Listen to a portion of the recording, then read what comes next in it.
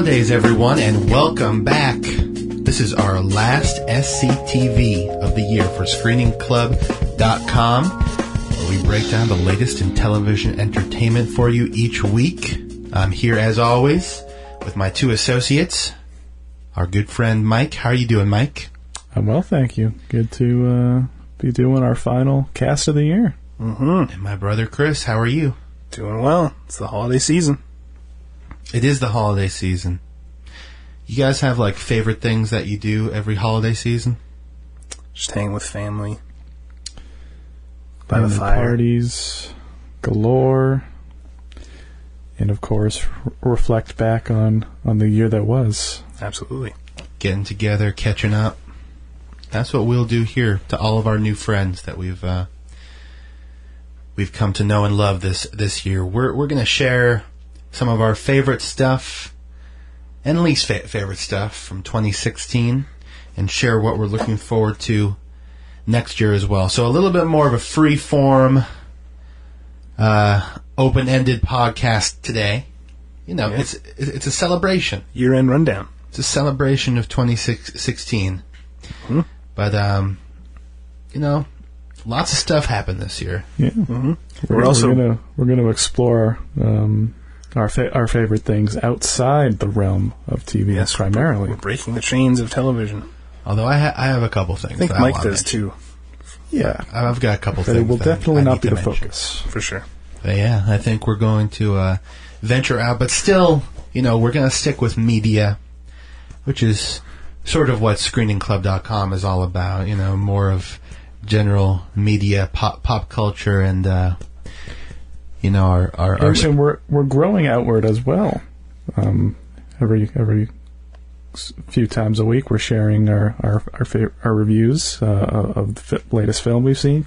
Chris will be sharing an interview with some local comic book men in the coming days. Yes. It's true.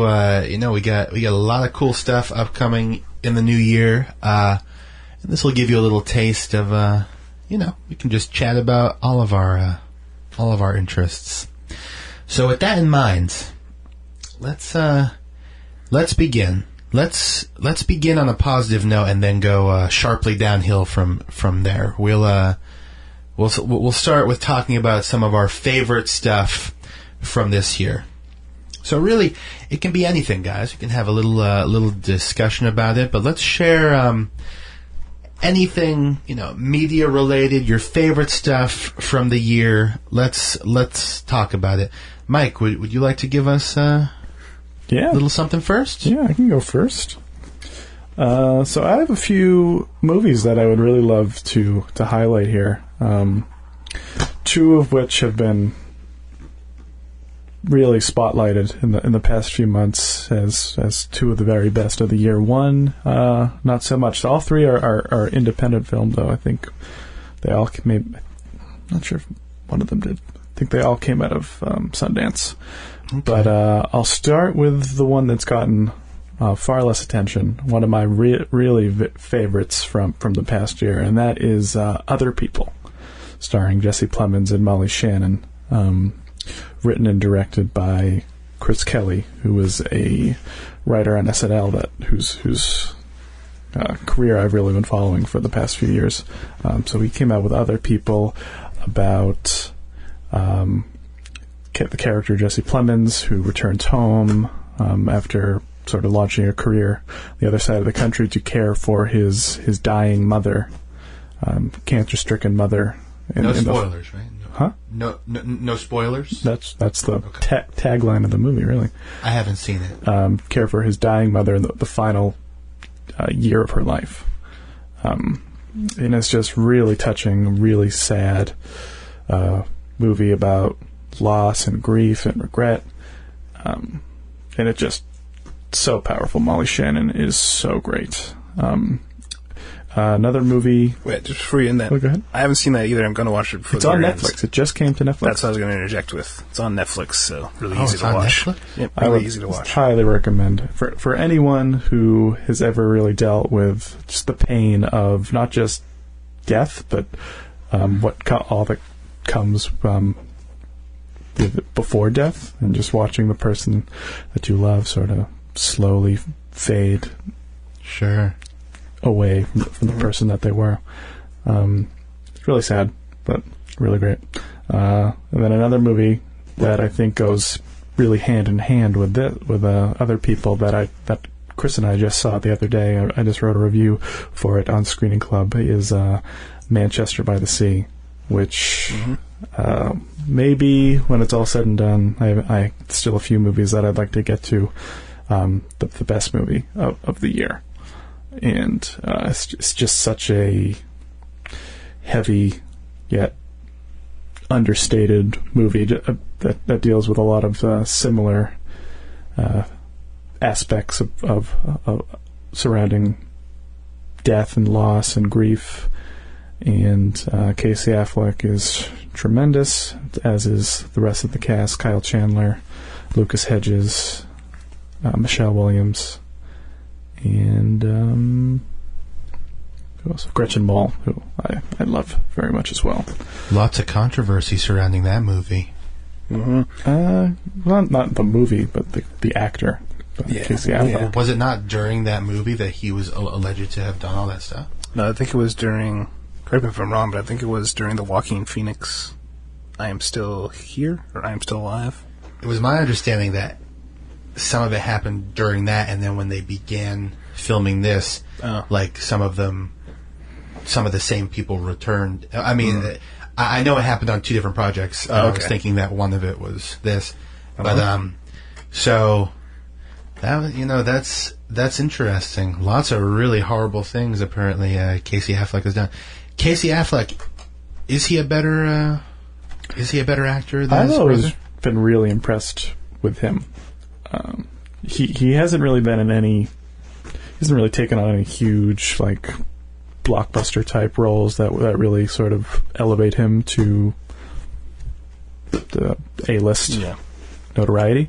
But everything he's in, he's always really impresses me. And he was just magnificent here, in just a very minimalist, sort of understated performance. He was pitch perfect for the role. Yeah, and he sold the hell out of his character and what his character was going through. I'd really go see it. It's a hard movie to watch, but I would really like to see it again. Right now, would that be your pick for best actor and best film of the year? Yes, for performance. Yep, I would go there. Go as far to say that. Yeah. Wow. And I think a few other actors are in the movie are deserving of nominations as well.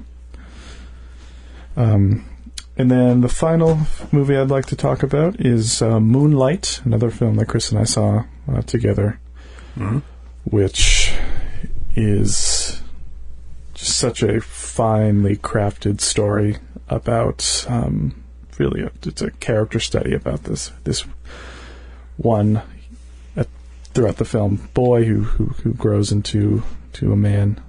Just a story of his life and his upbringing, and just grappling with his own identity and his own trauma. It's just a hell of a movie, directed so well. And that's just the last of the films I'd like to talk about. A lot of great camera work in that movie. Yeah, just the whole maybe dark horse for cinematography. Is terrific cinematography, terrific. I should probably see that too. Yeah, you can. Funny side note to that, you can funny even though it's a very sad movie. You can look at our Instagram, Screening Club's Instagram, and I took a smiling photo in front of that movie's poster before I saw it, not knowing that it was a very sad movie. I remember seeing that, Chris. Yeah, yeah. So enjoy that. Oh, actually, and one last little thing. I know I said I wasn't going to talk about TV, but I do just want to shout out to John Oliver's Last Week Tonight, because I think that is essential week-to-week viewing when it's on the air. It's off the air for a couple months here, but he ran a lot of great stories this past year, and it was just something that I look forward to every week, and it's definitely one of my favorite things from this past year. That's a great show, although self-admittedly hypocritical at times, as he's expressed. Yeah. He's really taken over the mantle of Jon Stewart, because I think Trevor Noah really hasn't been doing it for me, at least. Yeah, I can't bring myself to watch him. I've barely seen any of the Trevor Noah stuff, and it always just makes me cringe I can't get whenever I past, see him. this sounds so nativist. I can't get past the accent, and just that even though John Oliver's British. Well, but he's so ingrained in our culture already. True. He's been around. But He also, just seems so foreign. Like I don't know. I don't know much about him, but just that he comes over here and starts commenting on. well, I think it's like a slightly more hybrid accent than John Oliver has too. Well, like, he's South African, right? yeah. Yeah. Sort of Americanized South African, yeah. Everything I've seen from that show, I've just not enjoyed at all. Like, it seems like there's always this veil of, like, they have to be acting in a certain way, and it's very, like... Is that one of your least favorite things from 2016? No, I mean, it's not something I planned, but I guess yes. He just feels like very... Like, they always really have to be bringing, like, racial things into it that really I feel like a not nicely done or appropriate way. That's just very strange. But yeah, that's sort of a travesty what happened to that show after the run of Jon Stewart. But yeah, well, Jon Stewart wasn't even the first guy to do that show. Yeah, but it was very briefly the other guy. He made it his show, really. Wait, was it the guy that now has that late night show? No, I mean, who am I forgetting his name? I think it was a different guy. I think it's not him. But the guy that just retired from doing a late night show. I think I know what you're talking about, but that's not him, though. Oh, okay. It was some other guy. Okay. Next one. That's it for me. Chris, what do you got? That's it for your entire list? Yeah. I trimmed it down to... okay. After you were complaining that I had too many. Okay. That was your entire list of everything that you liked in 2016? I trimmed it down. I could have rambled on. Okay, cool. All right. On to me. Before I start, I just want to say happy holidays to my two good friends. Thank you. And one of my favorite things this year was the podcast we've been doing together. I've really enjoyed my time. A little bit of a cop-out, sure. But yeah, we've all enjoyed it.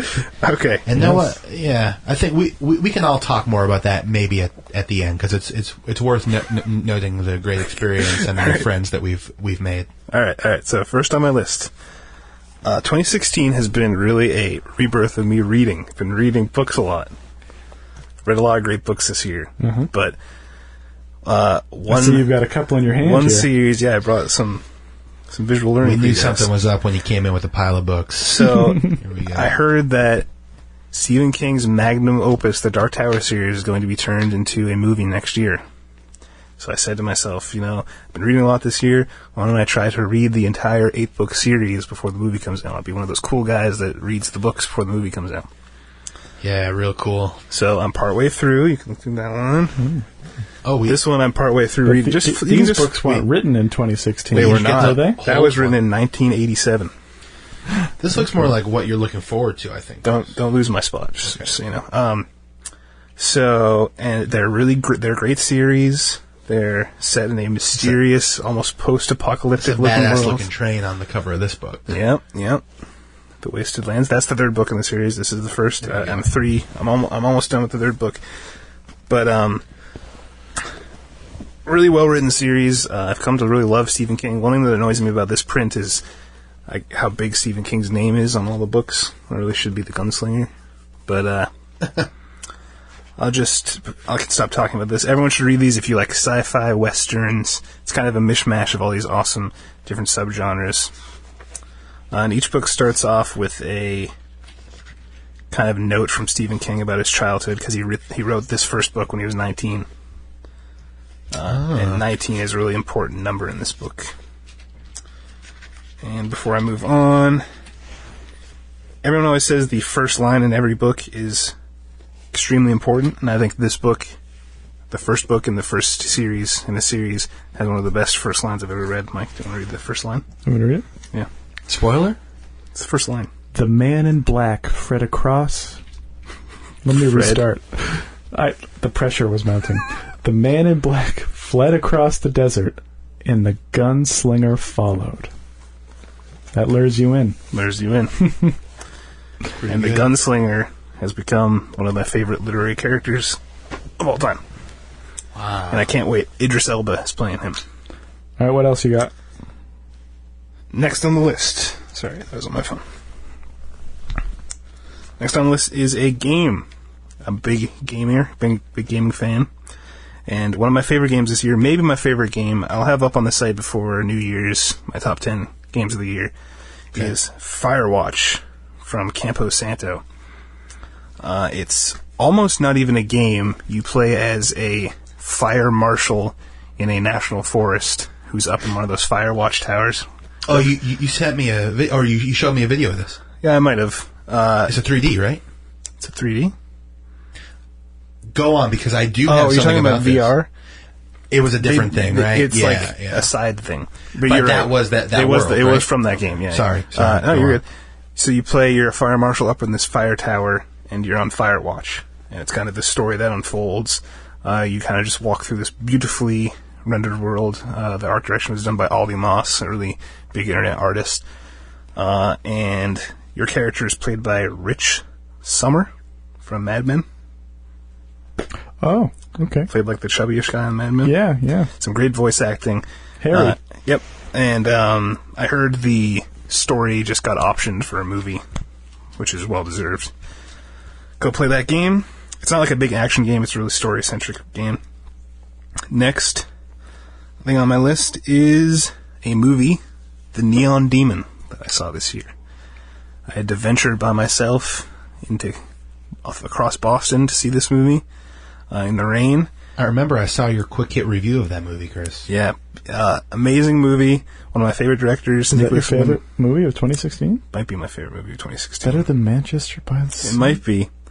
It was shot better than Manchester by the Sea, that's for damn sure. Well, that wasn't the point of Manchester by the Sea, Chris. So Manchester by the Sea was not shot well? The point, it was shot... It was shot extremely well. It was shot for the sensibility that it was aspiring to. Okay, but listen. So, Nicholas Winding Refn, one of my favorite directors right now, NWR, as I like to call him.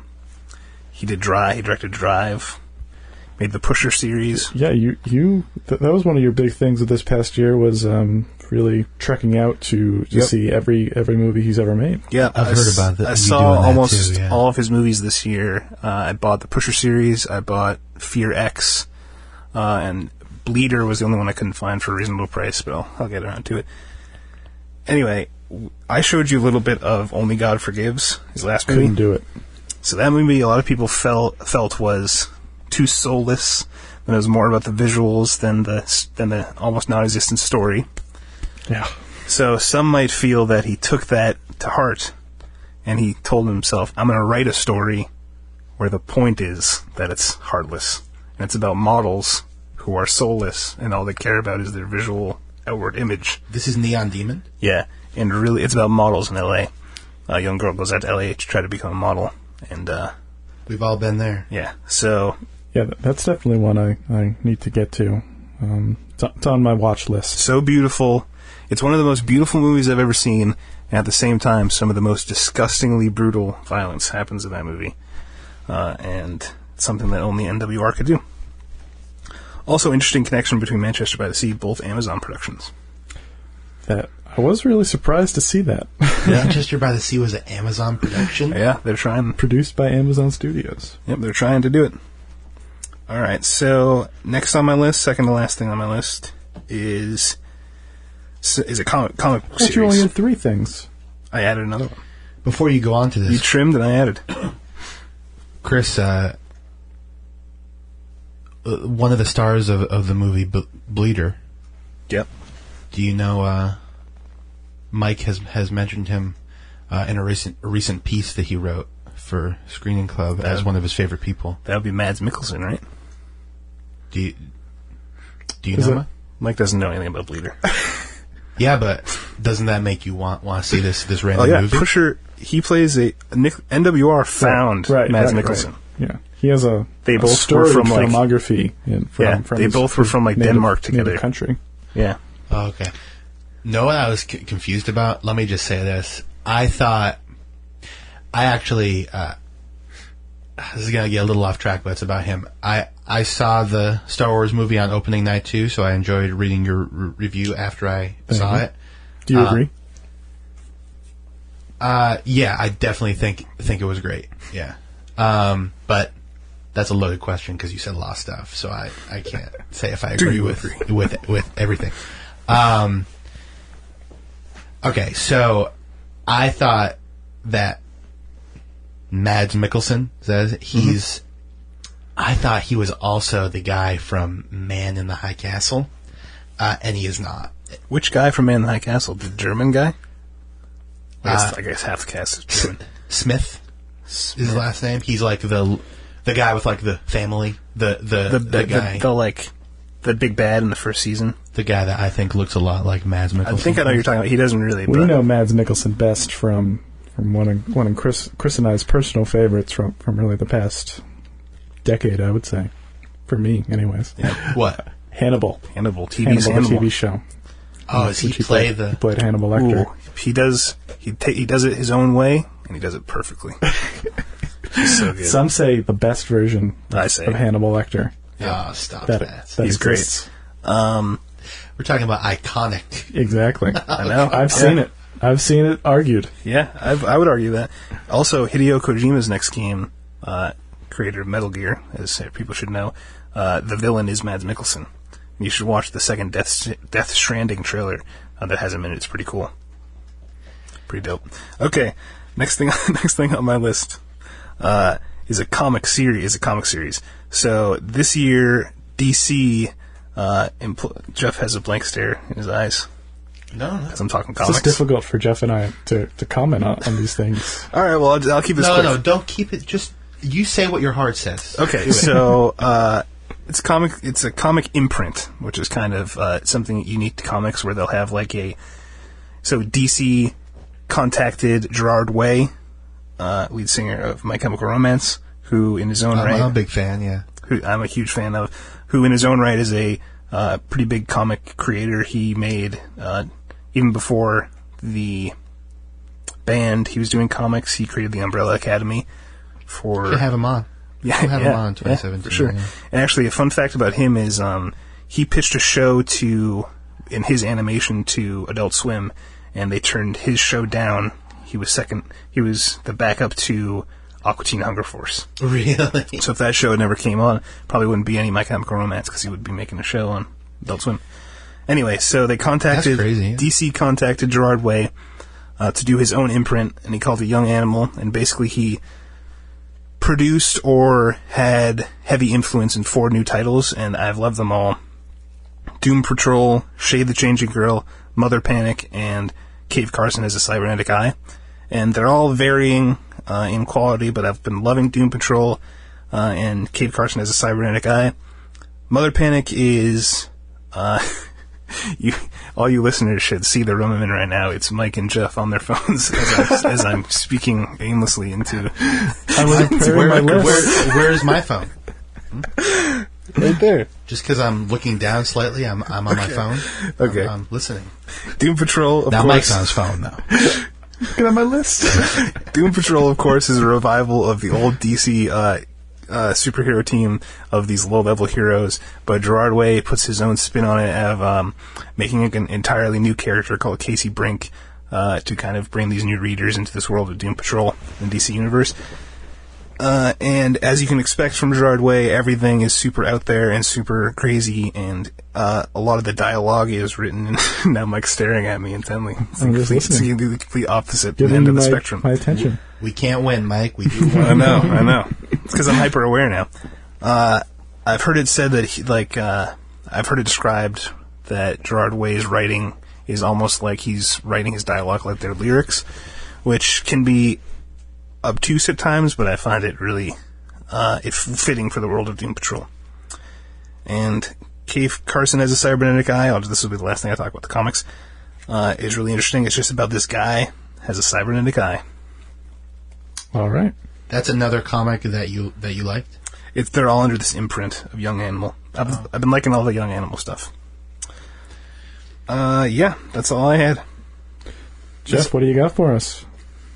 Well, I think maybe it turns out that I had a little bit more of a list than you guys have said, but I'll try to cut my own down now. Let me first say, I like my music, and I work in music, so I've appreciated a lot of the music that has come out this year. One band that came out with an album this year and has sort of emerged this year that I really enjoy has been DNCE. And I believe I was briefly mentioning this before, and both of you said that you don't know them, but they had a big hit called Cake by the Ocean. You know that song? Yeah. Mike doesn't know it. All right, well, maybe it's the Jonas Brothers guy, right? Yeah, the lead singer is a Jonas brother, yeah. Okay. They came out with a whole album. I really enjoyed that because it's really music that's sort of like funky sort of dance rock, but clearly Joe Jonas has bought into the idea of using Swedish record producers to write and produce the song, so it's just really high quality, catchy stuff that I love, and just they've sort of bought into this sort of quirky sort of space where they're dancey and they're funky and very catchy stuff. So I really enjoyed that. I also just want to say, before you do that, let me interject. Isn't the guitarist for that band like a young prodigy? Yeah. So I think Joe Jonas basically put together like a random group of like very talented people that he sort of knew, and I believe that the guitar player is a woman who's like, like she was a prodigy when she was younger, and she's supposed to be extremely good. Yeah. Wow, that's a little tidbit that you came out with, Chris. Yeah, I remember that. A little research on DNCE. I just remember you telling me that. There was some other good music this year that I really liked that I'll more briefly touch on. Just wanted to say we got a new album from Gavin DeGraw, which was okay. I love Gavin DeGraw. He's one of my favorites.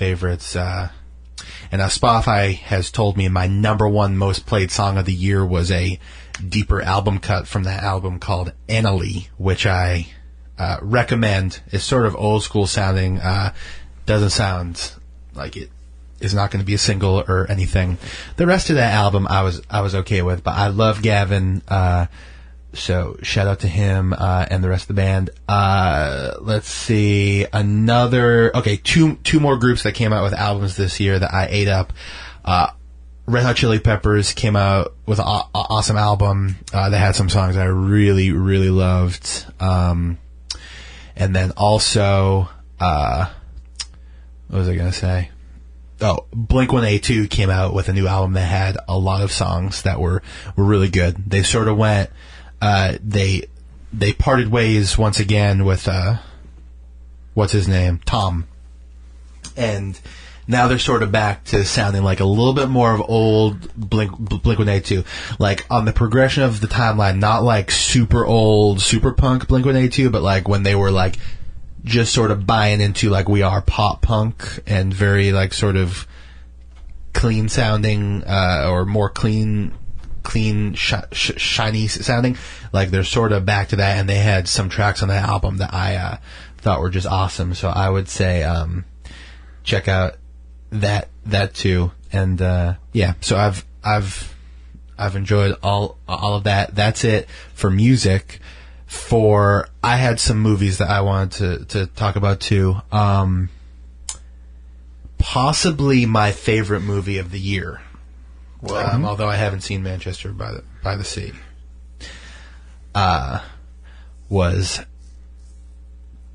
10 Cloverfield Lane, which I really loved, especially a man I absolutely love, John Goodman, who's hanging my framed picture of John Goodman and Roseanne riding a motorcycle, signed by John Goodman only, is hanging here where we're recording here, his performance in that movie was so good, and he is really he is not as celebrated as he should be, perhaps because of his iconic role on Roseanne.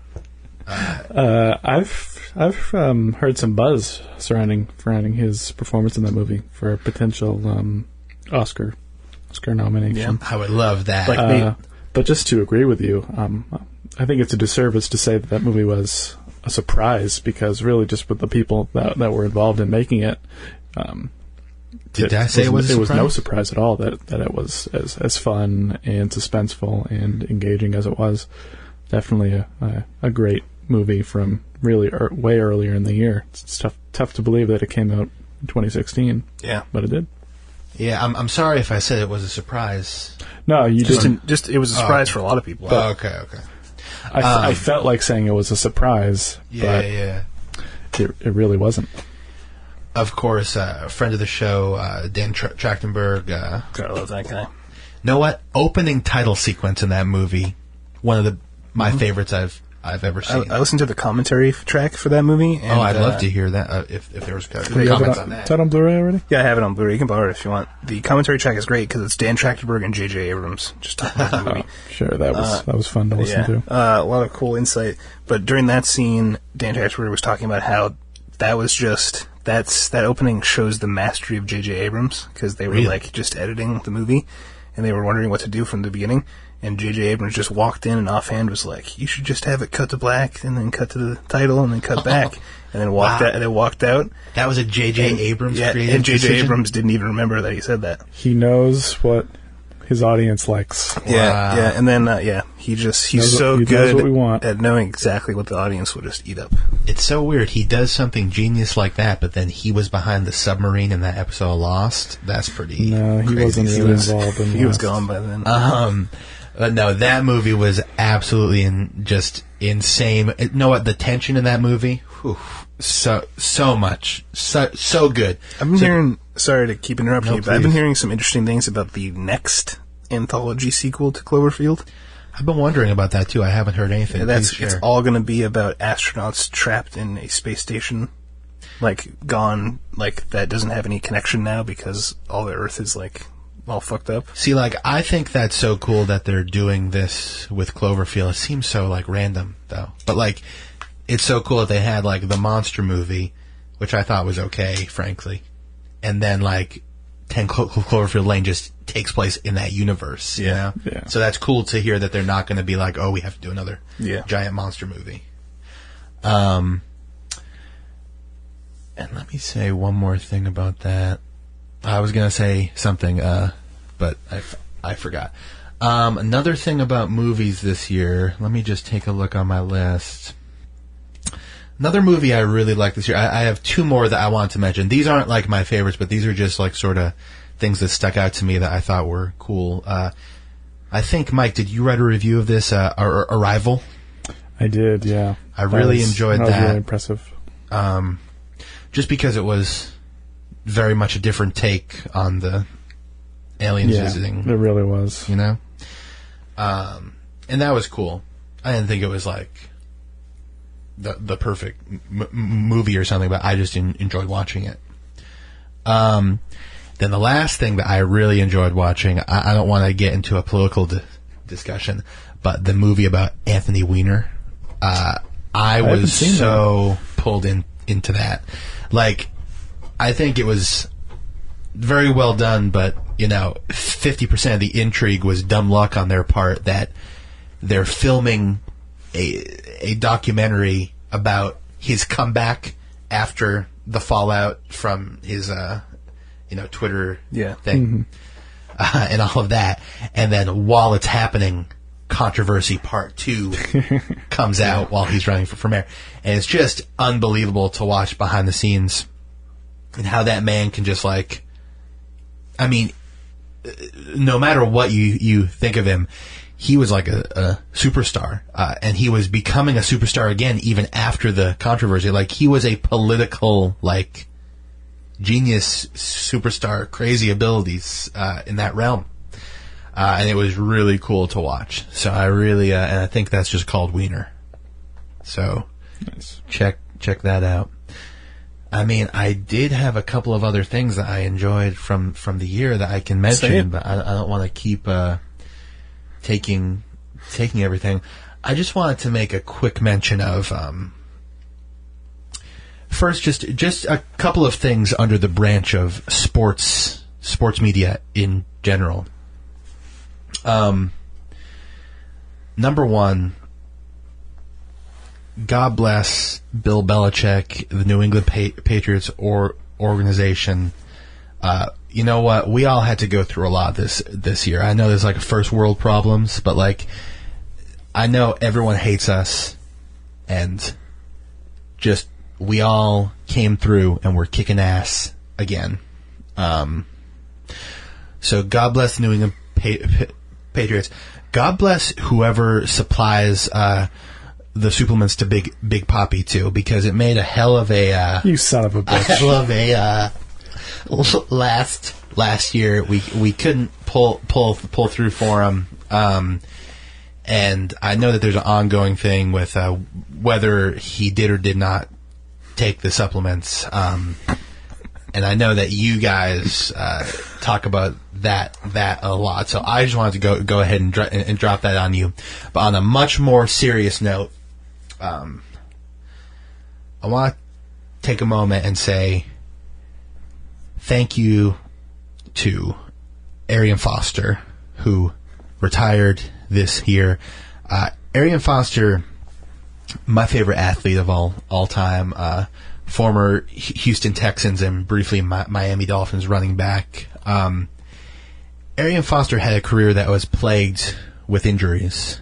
But, you know, he was an undrafted free agent, and he worked himself up to being one of the best of all time. And now he is gone, maybe. Up to I don't heaven. know. You never know what's going to happen when you have a generational talent type situation. So he might be back. But thank you, Arian, for really your inspirational story. Also, Arian's a musician. Thank you, Arian, for sharing with us your spoken word. Namaste. And namaste, Arian. Yeah, and that was that as far as my sports stuff. And I think I'll just quickly check again, but I think that's everything that I want to talk about as far as stuff that were my favorites of the year. So should we shift it down a little bit and talk about our least favorites? A Mike Lang requested segment. Least favorite things of the year. Yeah, I would love to highlight just a few things briefly that I thought were extremely lacking. I'll start off this segment. Wow, Chris wants to start. He must have something. No, it's because I don't have that many. Okay. I don't have that many either. I just have a few things, and we may even have a crossover. So who knows? Go ahead. Definitely not a crossover with mine.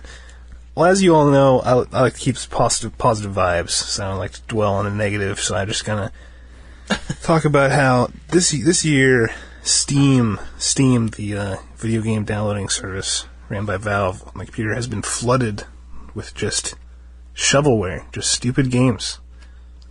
You use Steam a lot. Yeah, I'm familiar with Steam. You mean they have a lot of games? Every week, like some crappy iOS port comes out for like $5. And I looked up a statistic. 40% of all things on Steam, every game on Steam, came out this year. Ah. Yep. Wow. So you're saying that the quality they need to quantity over quality. They need to clamp down on what can come out via Steam. I don't really deal. I've actually I don't think I've ever bought anything on Steam. I have Steam because it has to facilitate. You buy it from like a third party site and it just gives you codes. Yeah. I mean I only have like 3 games. You should look up. There's some interesting stories about like scandals and where those codes come from. I read up on those sites. codes a little bit because it's a little bit of a gray area. Yeah. But I mean, I don't think I did anything wrong, right? No. Okay. So Chris is upset with. Not upset. It's just sort of annoying. Like, is that it, Chris? Yeah, like I said, I can't really add to that. Posy vibes. Considering but you said there was going to be crossover. No, Mike said there might be, and I said there were not. I said there definitely wasn't. I'm about to talk about. Okay. But anyways, the worst experience I think I had viewing anything this year, whether it be film or television, is largely thanks in part to the DC cinematic universe. And just the two really atrocious pieces of shit that they trotted out this past year for all of us to consume and throw our money at. Batman v Superman, Dawn of Justice. Lots been said about that movie. Really bad, but I don't think even that can compare to Suicide Squad, which was really one of the worst movies. Worst movie of the year, but we'll see over time where it stacks up. I have those both listed too, Mike. Thank you. Yeah. So let's bang them both out right here. Yeah, that movie is irredeemable on so many different levels. Yeah. Just from a story execution to characters to plotting and even down to soundtrack. Editing. Did we see that soundtrack together? No. Oh, we might have. I feel like maybe we've had a conversation about it. I don't remember if we saw it together. Just nothing about that movie worked. I had some very, I have two specific things that I really think about when I think about Suicide Squad.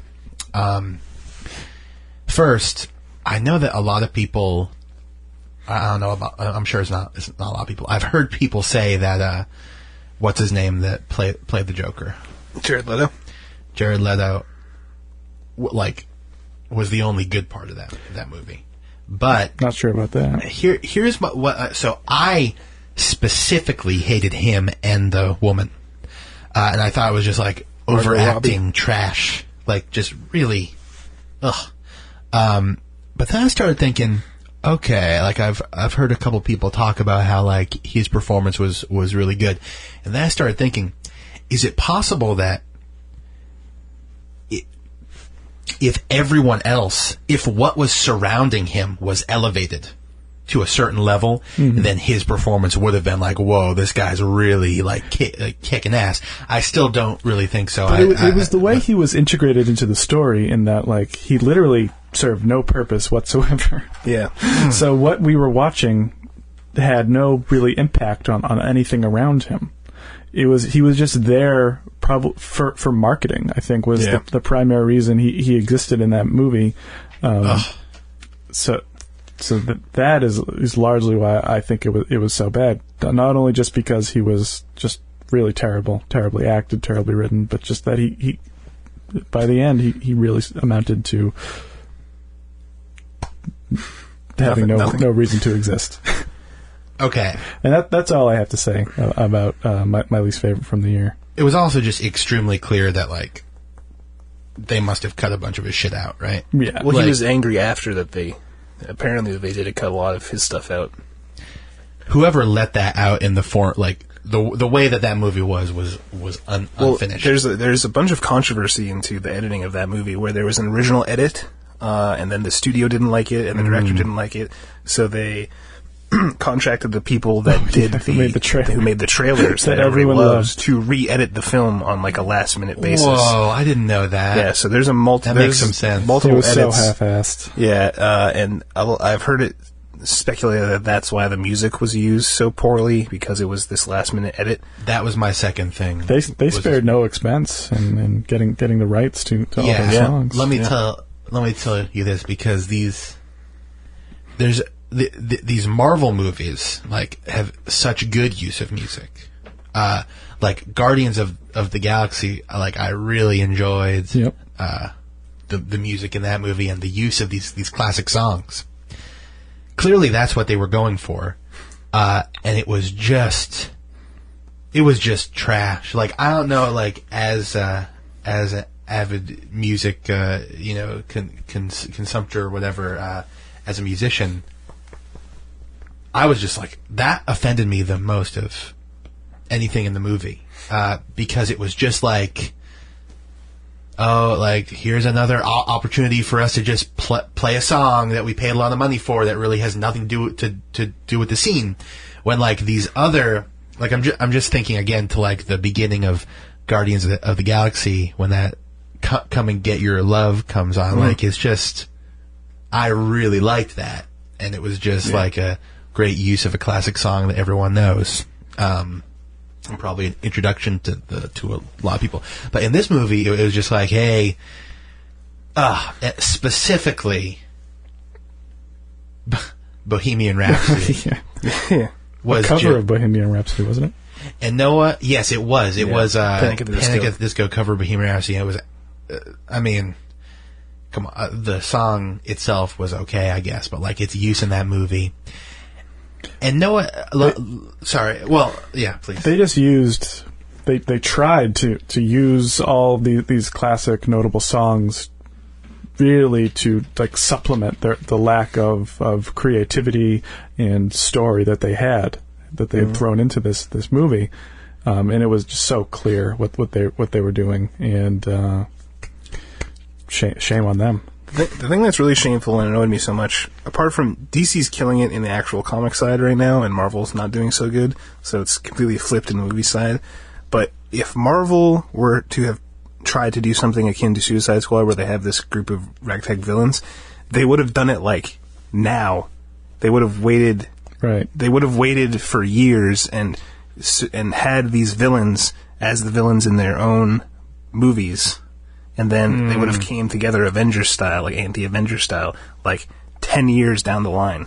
But instead, DC does what it's been doing for the past, like, 5 years now, where it's just trying to shortcut everything. They're trying to just throw everything together on the fly. And not do the work that, like, it doesn't Marvel's help that they have Zack Snyder there every step of the way, just dragging everything down. Yeah.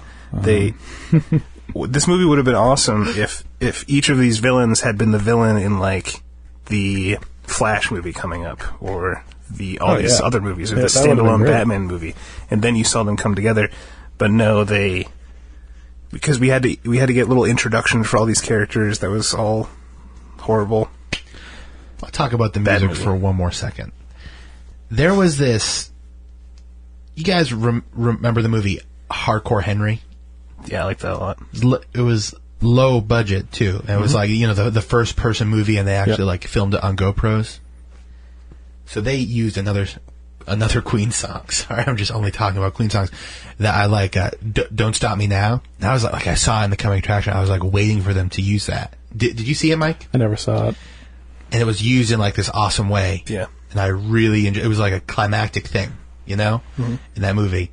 Just thinking about, like, you have Bohemian Rhapsody, man, like one of like the best songs of all time that you've clearly paid some money to have a modern band re-record and then use it in your movie, and you're just gonna sort of like, I forget the scene it was used in Suicide Squad. Like I feel like they were just some like walking generic around. wrap-up scene. Yeah. There was really no rhyme or reason for it to be there, and that really pissed me off to piss away all that money on those songs and just to really have it be an afterthought, just really afterthought. Do you have any more things you hated from 2016? Me? I don't think I've. Oh yeah, well I did say that. Yeah, I had those on my list. We'll say that I'm just going to touch on a couple sports things. Aretha Franklin sang the national anthem at that game. Now Aretha Franklin is a national treasure. That was too long, Aretha Franklin. I didn't see it. I didn't think it was that long. I was pretty alright with it. I think it was the longest of all time at a NFL game, and it was too long. That may be. And it was just too long. It was painful. You know, the thing about the national anthem, you get in, you kick some ass, everyone knows it, great job. Oh, it was on Thanksgiving, because it was in Detroit.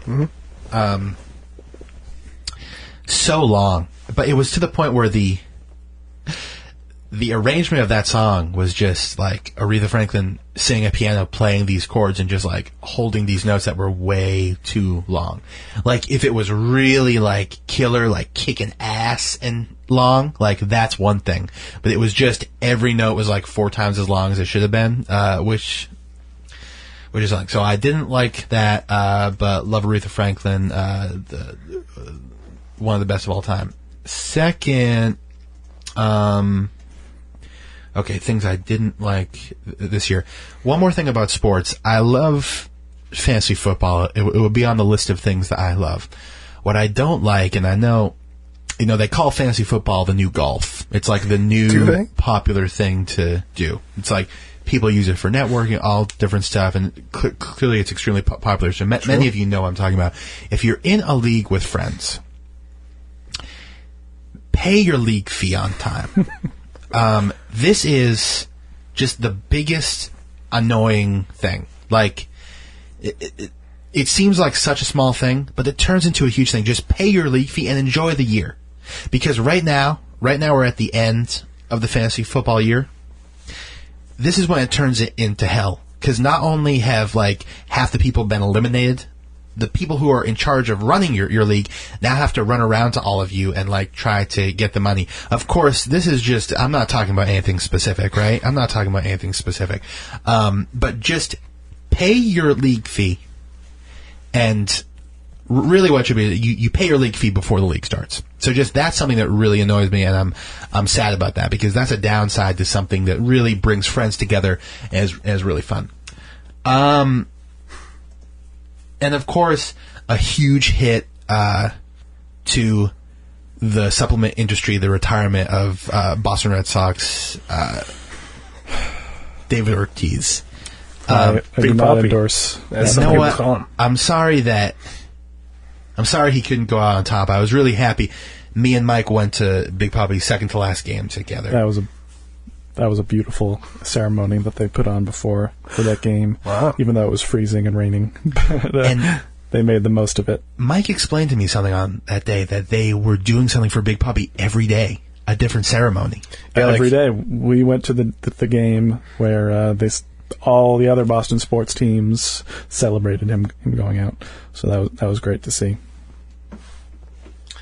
It really it was enjoyable. Did they lose, though? They lost that. They were swept that series, yeah. Yeah. But that's okay. And Big Poppy, a titan of Boston sports. Yeah. And, yeah. So I enjoyed that, good point, too. Chris.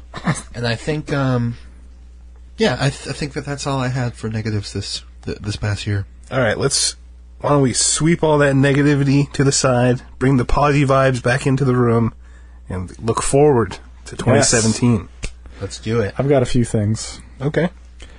The Leftovers returns. You know how much I love that show. Returns for its third and final season. Great show. Next April, it will be taking the Game of Thrones slot on the HBO schedule in April, since Game of Thrones will be delayed.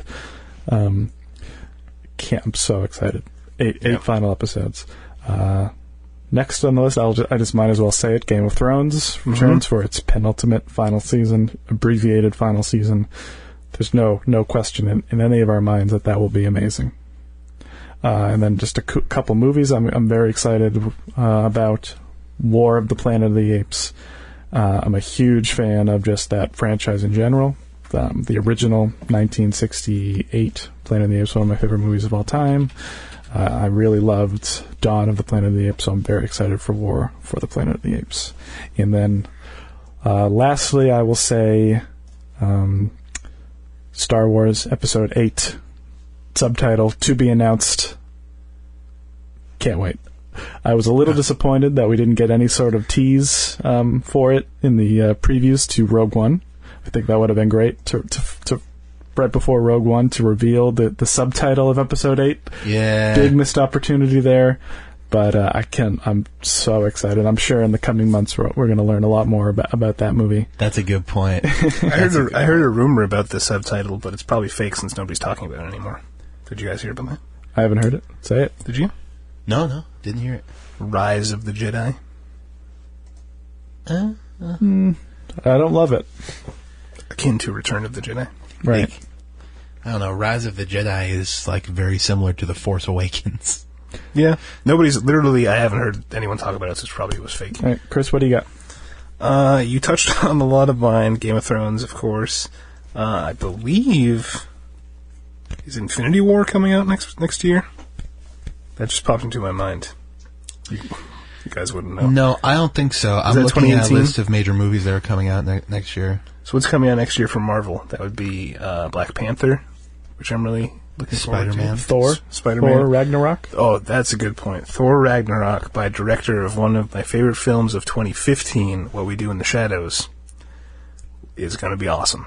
It's going to reclaim... I don't know what that is. What We Do in the Shadows? Oh, no. Is Thor this the new Ragnarok? Thor movie? Yeah. Oh, okay. The third Thor. Thor number 2 was not as bad as everyone said it was. It was pretty alright. I don't But think I saw it. Thor, The Dark World, it was called. Okay. Mr. Echo was in that movie. Can I just say, not looking forward to Spider-Man. Did you He was my that least trailer? favorite part of that Avengers movie. Oh, yeah, I'm looking forward to that as I'm well. really looking forward to that. It And I'm looks just so looking. stupid. I'm just looking forward to have every time a new Marvel movie comes out.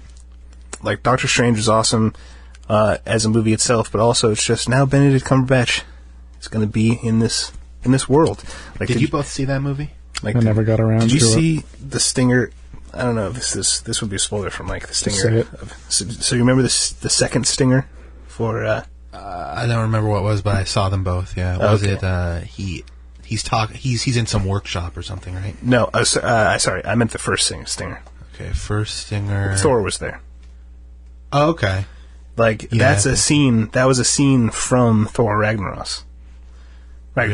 So, like Benedict Cumberbatch is just going to be in Thor Ragnarok, and That makes sense. he's just going to be in these movies going forward, which is awesome. Benedict Cumberbatch is a treasure. That he is. I love him. Guardians of the Galaxy 2 is coming out next year too. Yep. Spider-Man's going to be. Oh, and the Defenders. I'm looking forward to the Defenders on Netflix. I don't know what. It's all the Netflix Marvel shows. That's teaming next up. year? Yeah. Wow. Guys, what about the think so. live-action Beauty and the Beast movie? Wasn't too impressed by the trailer, but I do love Beauty and the Beast. So. Yeah. What about the Power Rangers movie? Bryan Cranston. The Dark Tower, which Chris has talked at length about. Oh, here's something. John Wick. The new John Wick movie. John Wick Chapter 2. I love the first John Wick. Yep. John Wick's amazing. I can't wait for that. Just looking through these a little bit. Yeah, there'll be some good horror movies coming out too. Oh, Sense8 Season 2. Oh, yeah. What are you looking forward to, Jeff? What am I looking forward to? If it comes out next year, I'm looking to the movie about the making of The Room. I don't know if it's coming out next year. I think it is. The Masterpiece, I think it's called. Yeah. Yeah, I'm looking forward to that. I'm looking forward to that. Really, I will be there for that. I can't wait. That's one of my favorite cultural phenomenons. That movie. I'm looking forward to. I don't know. Isn't Curb Your Enthusiasm coming back? I think they're making a new season next year. It could be 2019 Okay, or 2018. That's one of my favorite shows. Yeah, and that's I gonna be awesome. really can't wait for that to come back either. Looking forward, of course, to celebrating Patriots Super Bowl early next year. And let me mention this to you guys too. I started watching Black Mirror. Oh, yeah? Yeah, it was good. Although a lot of it's cheesy, you know. Well, there's each episode ranges in quality, you know. I really enjoyed John Hamm there. The Christmas episode. Yeah, but then Yeah. at the end it was just all cheesy. The end of the episode's pretty dark, pretty sad. Yeah. Or are we? Because I would like some clarification on the end of that episode, but should we not talk about it now? Why don't we say? Yeah, we'll save it. Okay. It's the new year. And yeah, I guess let me make mention of this. On episode 3, I believe, of our podcast on SCTV, we had a screen bet, in which we were trying to guess who would be the first host to kill a human. And maybe I'll put this into this podcast, this audio clip. But I said I believe the last shot of the season. And here's a huge spoiler. Everyone, do not stop listening now because my prediction ended up coming true. I said the last shot of the season would be Dolores shooting Dr. Ford. And you both said, that's too crazy. Did you say that? Mm-hmm. Wow, that's pretty good. And you both said, that's too crazy, Jeff. That's too crazy. And I'll play it. And know what? I even said myself, I said that might be too crazy. Well, it is crazy that Jeff did predict that. Oh, God. What? It was not the last shot of the last shot. So you're still technically she was shooting wrong. into the crowd. It was the last scene. Now we're splitting hairs. Yes, we are. And you started it because it was the last scene. No splitting hairs were needed for me. Well, I may have said last scene. You changed shot to scene. Okay, well, I have to review the tape. Very well, could have been. Was it the last shot though? Because did we change shots, or was it show her shoot him in the? He was dead on the ground. Yeah, she was doing things after he was shot. So definitely might have been the same shot though, because she just shoots out into the audience. A long tracking shot. We'll have to check it. Yeah, we'll check the tape. But anyway, yeah. So I look forward to more screen bets, and I hopefully look forward to you guys maybe embracing the screen bets a little bit more, because I think it's cool. It's predicting, and I was thankful to have that, and look forward to more in the next year. So yeah, I think that's all I really have. Awesome. All I really have. And yeah, with that being said, let's just take a moment and say, as Chris tried to sort of take at the beginning as his own personal thing, just our thankfulness for the podcast and for our family here that's growing every day, and I think it's something we've all enjoyed doing, and the website as well. Yeah, the website. I've had a lot of fun updating the site. The whole Screening Club empire that will continue to grow and be very welcoming until one day we turn the page and decide to turn into a corrupt organization that will take advantage of the goodwill that we've grown. But until then, we're not too far off from that. Yeah. Until then, what really we've been enjoying what we're doing, and we're so thankful for all of you guys, all four of you, and for all of our readers too. But no. I know a lot of you enjoyed listening to us and being a part of the conversation, and we really it's really important to us, and we wouldn't be doing it without you guys. So I look forward to. I'm thankful for everything that we've done already, and to continue to grow our family into 2017. So thank you guys. Anything you guys want to say on that note? Ditto to everything you just said. I'd also like to say, in the spirit of our next president, Merry Christmas. Happy Hanukkah. No, I didn't say that. Merry Christmas. I did. Happy Kwanzaa. And Happy New Year. No, it's true. I hope everyone out there has a great holiday with their family and friends, and we'll be back next year, raring to go,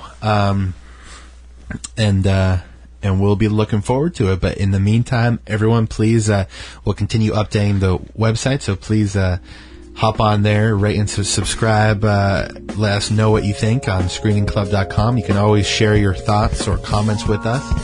ScreeningClub@gmail.com. And guys, until next year, thank you so much for being here with us, and happy watching until then. Have a great holiday and New Year. See you in 2017.